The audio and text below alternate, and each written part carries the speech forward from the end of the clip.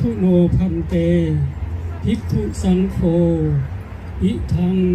วาลุกะเจติยังสปะริวารังปฏิคันหาตุอัมหากังทิคารตังหิตายะพวกขน้อยทั้งหลายขอน้อมถวายซึ่งพระธาตุทรายกับทั้งเครื่องบริวารทั้งหลายเหล่านี้แก่พระภิกษุสงฆ์ในวัดลาวเมลเบิร์นขอพระภิกษุสงฆ์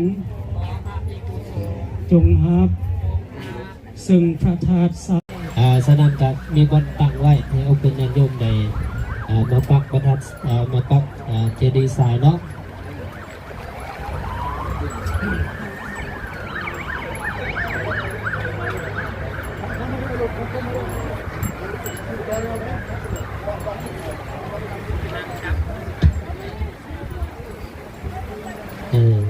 หลังจากเข้าปัก